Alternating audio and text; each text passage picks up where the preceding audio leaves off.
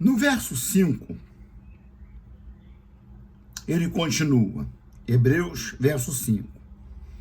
E os que dentre os filhos de Levi recebem o sacerdócio, têm ordem segundo a lei de tomar o dízimo do povo, isto é, de seus irmãos, ainda que tenham saído dos lombos de Abraão. Mas aquele cuja genealogia não é contada dentre eles, tomou dízimos de Abraão e o abençoou o que tinha e abençoou o que tinha as promessas. Ora, sem contradição alguma, o menor é abençoado pelo maior. E aqui certamente tomam dízimos, aqui refere-se ele a Israel. Aqui certamente tomam dízimo homens que morrem. Ali, porém, aquele de quem se testifica que vive. Vamos parar aí nesse versículo 8. Nós estivemos vendo no vídeo anterior que a manifestação de Deus é percebida e destacada nas Escrituras pontualmente. Em Jacó, no seu encontro com um exército, e depois no Vale de Jaboque, ele luta com um homem que se coloca contra ele para legitimar sua autoridade como líder do clã e como um dos 3 maiores patriarcas, o terceiro, não o segundo, como me enganei no vídeo anterior, o terceiro dos principais patriarcas. Abraão, o seu filho Isaque e o neto, no caso, o neto de Abraão, que são 2 netos, mais um ganha o direito da primogenitura. Ele ganha o direito da primogenitura. Porque, não obstante Esaú nasça na frente, ele nasce agarrado no calcanhar de Esaú, de seu irmão, e depois tem aquela negociata, quando já jovens adultos, aonde Jacó ganha a primogenitura do seu irmão por uma troca, e numa trapaça com a ajuda de sua mãe Sara, né? Rebeca, ele vai e se apresenta diante de Jacó como se fosse Esaú e recebe a bênção da primogenitura. Então nós temos Abraão, Isaac e Jacó, né? Aqui, eu vou ler um pouco do que eu anotei aqui. Em Hebreus 7, a figura de um homem que nos fala muito mais do que estamos dispostos a ouvir. E não é só isso. O que Melquisedeque nos fala é de suma importância para conhecimento sobre a presença de Deus na sua criação e como sua proximidade e cuidado estão diante dos nossos olhos. No caso do povo hebreu, a indolência não os permitia ver, né? Nós vimos isso ser destacado aqui no capítulo 5, verso 10, né? Que ele é chamado por Deus sumo sacerdote segundo a ordem de Melquisedeque, Yeshua, do qual temos muito que dizer de difícil interpretação, porquanto vos fizestes negligentes para ouvir. E assim vai, diversas passagens ressaltando esses textos que nós já lemos, que nos mostra que Deus se faz presente no meio do seu povo, né? E isso nos chama a atenção para o fato da deidade de Yeshua. Veja que eu escolhi a expressão deidade e não divindade. Porque a expressão divindade, cunhada e repetida, usada exclusivamente, com exclusividade, pelos membros de igrejas estão com base em uma suposta doutrina da Trindade. Olha, o pecado já começa em classificá-la como doutrina, porque para ser doutrina, ela tem que se mostrar presente e visível a qualquer pessoa, não só aos espirituais, não só aos dotados do Espírito Santo ou de um dom sobrenatural, de discernimento da leitura ou de compreensão e de revelação. Não! A doutrina, como a doutrina de que Yeshua, no seu sacrifício, salva, aí é que se divide as opiniões. Para espíritas e outros, ele salva o mundo, até fazendo uma leitura errada de certas passagens. Mas a doutrina está patente aos olhos de qualquer pessoa, seja do fiel ou não. Mas a doutrina da Trindade, precisamos fazer uma elaboração, juntar versículos de uma passagem com versículos de outra e versículo de outra. Isso por si só não constitui erro. Para outras questões também podemos fazer assim. Mas a questão é que a Bíblia não fala em lugar nenhum de que Deus se compõe de uma triunidade, de uma essência em três pessoas. Não é a minha intenção abordar isso aqui, mas nós vamos mostrar aqui, em algumas passagens, que a Bíblia não fala que Yeshua é uma pessoa de três. Em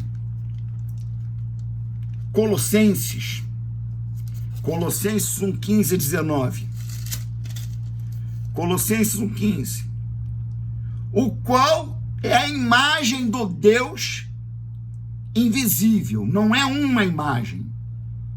Ele não é uma imagem. Se ele fosse uma de três, ele seria uma. Ele não é uma, ele é a imagem do Deus invisível, o primogênito de toda a criação. Eu já expliquei por que primogênito. Como homem, ele vai ser chamado de unigênito, porque ele é o único que nasce como nasceu de Maria, de Miriam, a mulher, a moça virgem, santa, e que foi fecundada pelo Espírito do Santo Deus, que usou o sêmen daquele ser humano que compartilha o trono de Deus desde sempre. Porque aprove a Deus, antes de fazer a criação, gerar a humanidade, gerar o ser no qual habita todas as características que nos define como semelhante ao Filho de Deus, como humanos. Porque é plano de Deus, um dia, ele ser Deus humanizado, para que possa habitar conosco, Nova Jerusalém e dali para frente, para que a gente não dependa de fé, porque a palavra de Deus nos alerta que a fé se tornará coisa extinta. Em certo momento, a fé se tornará uma coisa extinta. Como sacrifícios e outras coisas que vão sendo extintas, a única coisa que restará eternamente, o único que é eterno, é o amor. Então aqui ele diz, porque nele foram criadas todas as coisas que há nos céus e na terra. Ele criou os próprios céus, visíveis e invisíveis, sejam tronos, sejam dominações, sejam principados, sejam potestades. Tudo foi criado por ele e para ele. E ele é antes. Olha aqui, gente, isso aqui é muito importante. Porque o que eu acabei de falar há pouco não é dito e não é destacado. Ele é antes de todas as coisas. A existência em si acontece por ele e nele. Ele é o criador de tudo. Ora, as Escrituras afirmam que quem criou todas as coisas, inclusive na própria epístola, é o próprio Deus. Então ele não é uma pessoa de uma trindade, ele é um Deus em uma forma humana. É uma das formas de Deus se apresentar. Porque Deus pode fazer isso. Ninguém mais pode. Ele pode estar no trono dos céus ao mesmo tempo, estar na terra de uma forma humana, que é eternizada porque é perfeita. Não tem a compartilhação do pecado na sua natureza, que vinha através da fecundação do sêmen humano na relação sexual do marido com a esposa. Portanto, e por isso, ele não é filho legítimo de José, ele é um filho adotivo de José. Ele é filho de Deus, gerado no ventre de Miriam, e nascido como nós, em todas as coisas, semelhante a nós, com exceção do pecado original.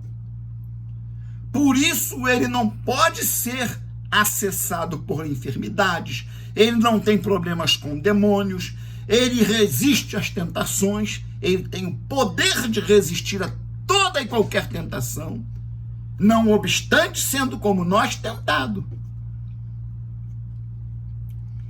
Ele é a cabeça do corpo da Kehilá, chamada aqui, traduzida na Bíblia grega, do grego de igreja.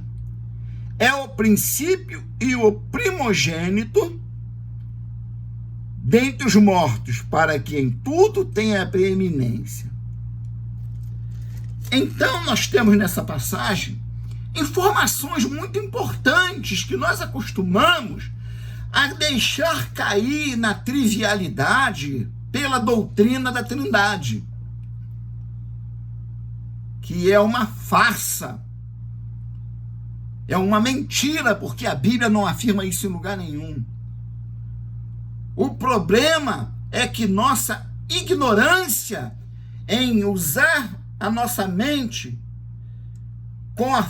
da mesma forma que os semitas usam, na sua forma de pensar, na sua forma de compreender e entender todas as coisas. Efésios 1:10. Efésios 1:10. Efésios 1:10 diz assim: de tornar, verso 9, descobrindo no mistério da sua vontade, segundo o seu beneplácito, que propusera em si mesmo. Que propusera em si mesmo. Não é que propusera na segunda pessoa, não. Em si mesmo. Ou seja, aquele que está em carne e osso, que nós chamamos de Filho de Deus, é aqui chamado de o próprio Deus. De tornar a congregar no Mashiach todas as coisas, na dispensação da plenitude dos tempos, tanto as que estão nos céus, como as que estão na terra. Nele, digo, em quem também fomos feitos herança, havendo sido predestinado conforme o propósito daquele que faz todas as coisas segundo o conselho da sua vontade. Aqui Paulo está destacando Yeshua na sua forma humana. Deus na sua forma humana. Então ele vai falar de Deus que propusera nele e em Yeshua, tá? Para ficar bem claro. Vamos ver aqui. Na sequência, nós temos 1 Coríntios, capítulo 10, 3 e 4, e 2 Coríntios 5, 19. Voltando um pouquinho antes, passei aqui, fui para Romanos. 1 Coríntios, capítulo 10. Ora, irmãos, Não quero que ignoreis que nossos pais estiveram todos debaixo da nuvem, e todos passaram pelo mar. E todos foram batizados em Moisés na nuvem e no mar. E todos comeram de uma mesma comida espiritual. E beberam todos de uma mesma bebida espiritual. Porque bebiam da pedra espiritual que os seguia. E essa pedra, Paulo diz, e a pedra era o Machia. Ora, nós sabemos que quem seguia o Israel pelo deserto era Deus. Era Deus que provia todas as necessidades de Israel. Mas Deus não se agradou da maior parte deles, por isso foram prostrados no deserto. Em 2 Coríntios, essas passagens são importantes, eu as trouxe para sustentar nas Escrituras o que eu vou afirmar com a minha boca. 5,19. E tudo isto, 18, provém de Deus, que nos reconciliou consigo mesmo por Yeshua, Machia, e nos deu o ministério da reconciliação. Isto é, Deus estava no Machia, reconciliando consigo o mundo, não lhe imputando os seus pecados, e pôs em nós a palavra da reconciliação. Aquilo que eu falei há pouco, o mundo aqui não se entende a humanidade fora de Israel, como toda a humanidade, mas os escolhidos de Israel e aqueles que de fora de Israel são selados por Deus, gentios, que são chamados para fazer parte da Querilá, da congregação, né? Da grande congregação dos santos.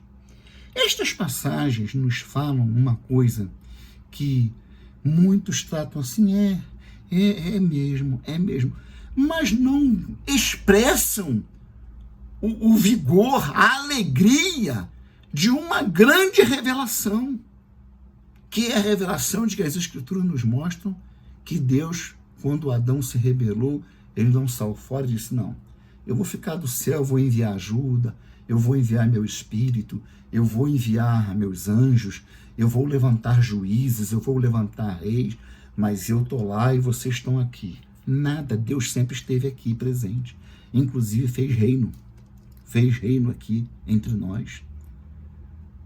E nós não sabemos muito desse reino. Nós não sabemos. Nós só sabemos que este reino não travou guerra contra ninguém. Não existe relato de injustiça, porque ele era rei de justiça e, por interpretação, também rei de paz, rei de Shalem. E ele vem e abençoa Abraão, abençoa aquele que tinha as grandes promessas do Todo-Poderoso. E que de uma semente sua viria o que iria herdar toda a criação e fazer dos salvos como eu e você co-herdeiros. Nós herdamos também porque através dele nós entramos como filhos por adoção. É maravilhoso isto. Essa situação toda deixa óbvio que o fato de que Deus se faz presente como proprietário, cuidador, cuidando pessoalmente do que é seu, mas com a atenção especial, com os seus olhos vivos como chama de fogo sobre o seu povo escolhido. Né? Está lá no verso 7:1. Saiu ao encontro de Abraão, na forma de Melquisedeque. Não obstante Abraão estivesse com o sangue dos seus inimigos em suas mãos, a legitimidade de ambos os lados é atestado pela reciprocidade das ações. Melquisedeque saiu ao encontro trazendo pão e vinho, elementos de pacto. Deus vem ao encontro de Abraão, depois de ter feito as promessas na Torá. Agora é relatado nos Salmos, por isso que Paulo vai dizer, o autor aos Hebreus, né? Paulo vai dizer, ora, depois disso ele vem e reafirma sua promessa de que ele, o Mashiach, será feito sacerdócio eternamente, segundo a ordem de Melquisedeque. Ele traz pão e vinho e abençoa Abraão. E Abraão dá a Deus o dízimo de tudo. Olha que maravilhoso. Olha como a gente não está precisando fazer malabarismo, não está precisando inventar, falar da própria cabeça. Eu estou palmilhando as Escrituras com você, para nós vermos a importância de lermos as Escrituras, e não apenas ler Bíblia, mas ler estudando as Escrituras e vendo que suas revelações nos são mostradas de forma tremendamente poderosa e gloriosa, e que reforça a nossa fé. Então nós temos aqui a declaração de que Deus cuida da sua criação. Nós lemos ali em Colossenses que tudo pertence a Deus. Tudo. O Salmo de número 24, deixa eu abrir aqui e já encerro esse vídeo, para não ficar muito grande. Salmo de número 24. Do Senhor é a terra e a sua plenitude, o mundo e aqueles que nele habitam. Porque ele afundou sobre os mares e afirmou sobre os rios. Quem é Yeshua?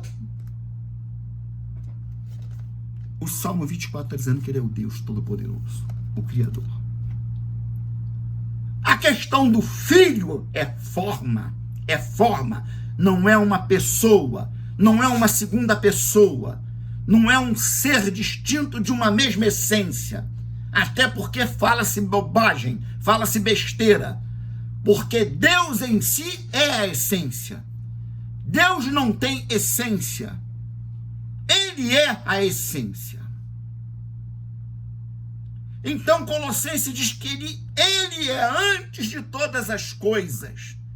Antes que houvesse o primeiro átomo, antes que fosse criado o primeiro sei lá o quê, que pode ter existido antes do átomo, para dar origem à criação, a tudo que veio à existência, conhecida e desconhecida. Ele já era. Por isso a sua declaração em João 8, quando ele diz aos judeus em João 8,58, antes que Abraão existisse, eu sou. Eu sou. Ali Yeshua lança para eles uma expressão bem conhecida, que é a apresentação de Deus a Moisés na sarça ardente. Quando Moisés indaga sobre o nome de Deus, Deus diz para ele: tu vai aos anciãos de Israel e diz que eu sou te enviou. É um verbo que literalmente ali está no futuro, está no perfeito. No imperfeito. Eu serei o que serei.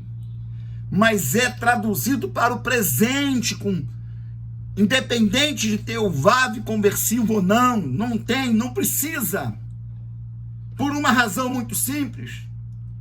Deus não foi nem será coisa nenhuma. Ele é o eterno ser. Deus é um eterno presente. Deus não está em processo de evolução. Ele não foi algo antes de ser o que ele é. E não será alguém além do que ele é hoje. Por isso, o verbo tem que ser traduzido no presente. Sair do imperfeito para o presente. Literalmente está: eu serei o que serei, te enviou. E com toda a precisão, os eruditos traduzem: eu sou. Eu sou. Assim nós vemos que este ser que a Epístola de Colossenses define como o Criador de todas as coisas e que existe antes de tudo, é, na verdade, o próprio Deus que nasceu de uma mulher e veio em forma humana.